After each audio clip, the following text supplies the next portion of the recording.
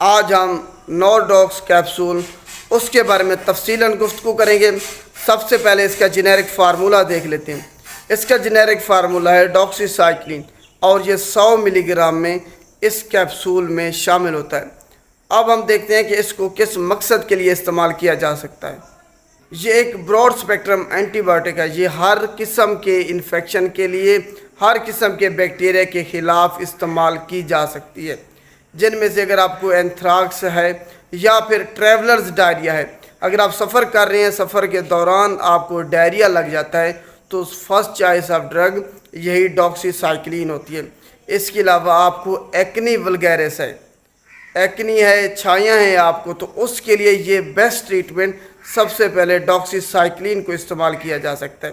اگر آپ کو نیمونیا ہے، ریسپریٹری ٹریکٹ انفیکشن ہے، یورینری ٹریکٹ انفیکشن ہے، جی آئی ٹی انفیکشن ہے، اس کے علاوہ سیکسول ڈیزیزز ہیں آپ کو، ایڈلٹ گروتھ ہارمون ہے اس کی ڈیفیشنسی ہے آپ کو، اس کے علاوہ پروفائلیکسس آف ملیریا سے بچاؤ کے لیے احتیاطی تدابیر کے طور پر اس کو استعمال کیا جاتا ہے۔ ان علاقوں میں جہاں پہ ملیریا بہت زیادہ پایا جاتا ہے، مچھر، وہاں پہ ڈاکسی سائکلین استعمال کرنے سے آپ ملیریا سے محفوظ رہتے ہیں۔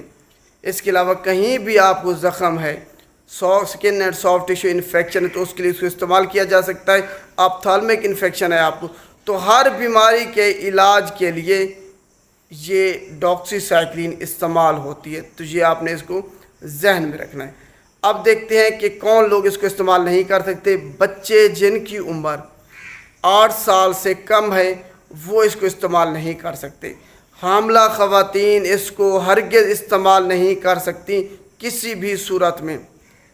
یہ آپ کے بچے میں ڈیفیکٹ پیدا کر دے گا اگر آپ اس کو حمل کے دوران استعمال کریں گی تو۔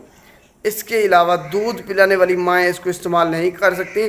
دودھ میں اس کی مقدار جاتی ہے، جس کی وجہ سے بچے کو اس کے جو مضر سے اثرات ہیں وہ بچے میں ہو سکتی ہیں۔ تو حاملہ خواتین دودھ پلانے والی مائیں اس کو استعمال نہیں کر سکتی۔ وہ لوگ جن کو الرجی یا ہائپر سینسٹیوٹی ہے وہ بھی اس کو استعمال نہیں کر سکتے۔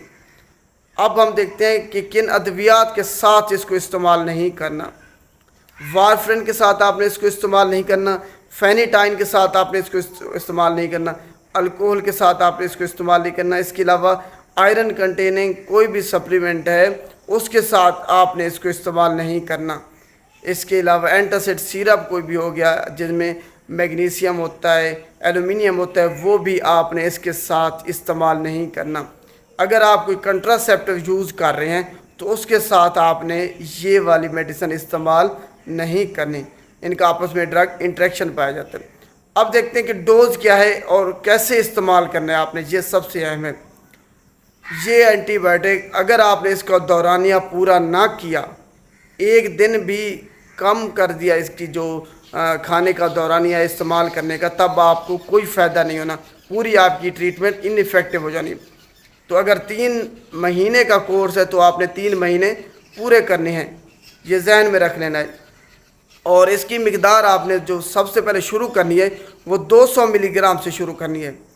بے شک آپ 12 گھنٹوں میں ایک استعمال کریں، ٹیبلٹ یا کیپسول، یا پھر دونوں اکٹھے استعمال کریں، 2 ٹیبلٹ اکٹھے یا 2 کیپسول اکٹھے۔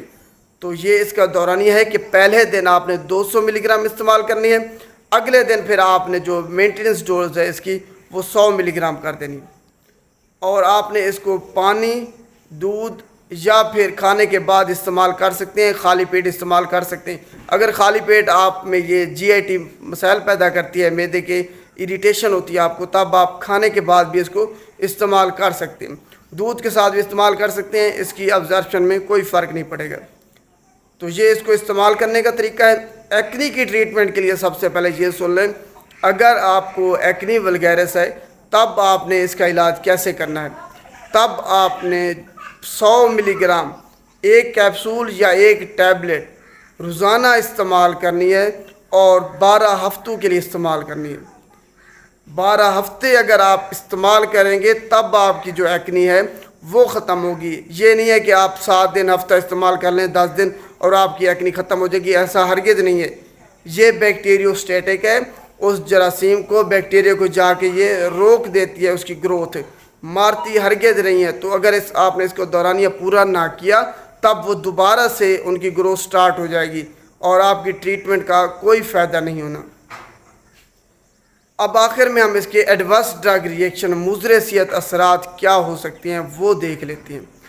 آپ کو اس سے فوٹو سینسٹیوٹی ہو سکتی ہے، اس کے علاوہ ریشز ہو سکتے ہیں، اینافلیکٹڈ شاک ہو سکتا ہے، آپ کا جو لیور فیل ہو سکتا ہے اس کو استعمال کرنے کے بعد، ہیپیٹوٹاکسیسٹی تو لازمی ہوتی ہے، جگر آپ کا لازمی اس کو استعمال کرنے کے بعد خراب ہوگا، یہ آپ نے ذہن میں رکھ لینا ہے۔ اس کے علاوہ آپ کے پیٹ میں درد ہو سکتا ہے، ڈائریا ہو سکتا ہے، آپ کو السر ہو سکتا ہے، تو یہ اس کے ایڈورس ڈرگ ریئیکشن ہے۔ آپ کو انیمیا ہو سکتا ہے، خون کی آپ میں کمی ہو سکتی ہے اس کو استعمال کرنے کے بعد۔ تو یہ آج کا ٹاپک اس میڈیسن کے بارے میں تھا، امید ہے آپ کو تفصیلاً سمجھ آ گئی ہوگی۔ شکریہ۔